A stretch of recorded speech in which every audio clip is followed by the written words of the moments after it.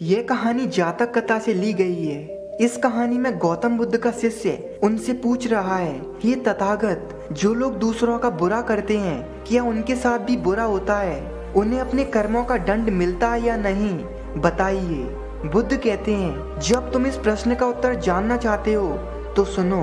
हिमवंत के निर्जन वनों में कभी एक महान मरकट रहा करता था। मरकट वे हुआ करते थे जो शरीर से बंदर, मन और आवाज से इंसान थे। वे मरकट शीलवान, दयावान और एकांत प्रिय था।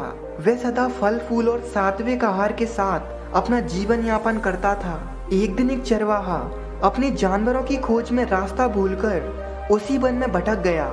हिमवंत का वे जंगल बहुत ही घना था, जिसमें दूर दूर तक इंसानों की कोई परछाई नहीं थी। भूख प्यास से व्याकुल वे चरवाहा जब उसने एक पेड़ की छांव में विश्राम करना आरंभ किया, तब उसकी नजर फलों से लदे एक पेड़ पर पड़ी। पलक झपकते ही वह उस पेड़ पर चढ़ गया।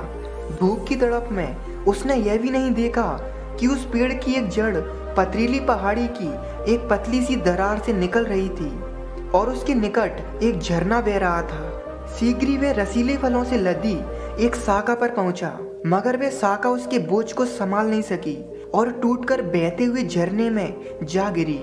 चरवा भी उसी के साथ झरने में जा गिरा। बहते पानी का बहाव इतना तेज था कि वह चरवाहा उस बहाव के साथ एक ऐसे गड्ढे में जा फंसा जहां की चिकनी चट्टानों को पकड़कर उसका या किसी भी आदमी का बाहर आना संभव था।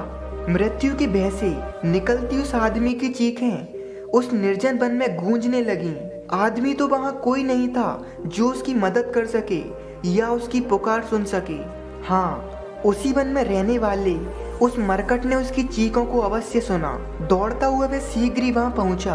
उसने वहां देखा एक आदमी जो जीवन और मृत्यु के बीच जूझ रहा था। उसने बिना कुछ सोचे पत्थरों पर छलांग लगाई और बड़ी मुश्किल से उस आदमी को झरने से बाहर खींच लिया। उस आदमी के भारी शरीर को खींचने से उस मरकट के पूरे शरीर में दर्द होने लगा।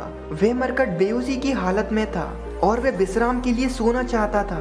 इसीलिए वह मरकट उस आदमी से कहता है, मैं कुछ देर आराम कर लूं जब तक तुम मेरी रखवाली कर लो, क्योंकि इस वन में कई हिंसक पशु रहते हैं। जब मेरा दर्द थोड़ा कम होगा तो मैं तुम्हें इस जंगल से निकलने का रास्ता बता दूंगा।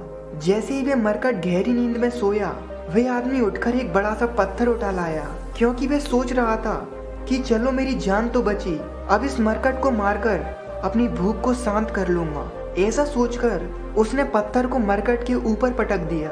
पत्थर मरकट के ऊपर गिरा तो जरूर, लेकिन उसे उतना नुकसान नहीं पहुंचा पाया कि उसकी मौत हो जाती। असहाय पीड़ा से कराहते मरकट ने जब अपनी आंखें खोली और अपने ऊपर गिरे पत्थर और उस आदमी की भंगिमाओं को देखा, तो उसने क्षण में ही सारी बातें जान ली। दर्द से कराहती आवाज में उसने उस आदमी को ये कहते हुए धिक्कारा, हो कपटी आदमी, अगर मैं ना होता तो कुछ देर पहले तू काल की दुनिया में जाने वाला था। मैंने बचाया तुझे उस काल के गाल से, लेकिन तूने मेरे ही साथ घात किया।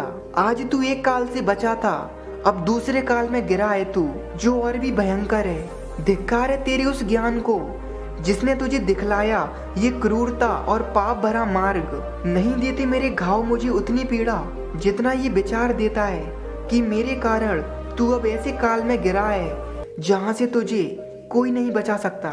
उस महान मरकट ने मरते मरते उस कपटी आदमी को वन से बाहर निकलने का रास्ता बता दिया। उस घटना के कुछ समय पूर्व वह चरवाहा कुष्ठ रोग से शिकार हुआ। तब उसके संगी संबंधी व घर वालों को गांव से निर्वासित कर दिया गया। उन्हें कहीं भी किसी ने शरण नहीं दी।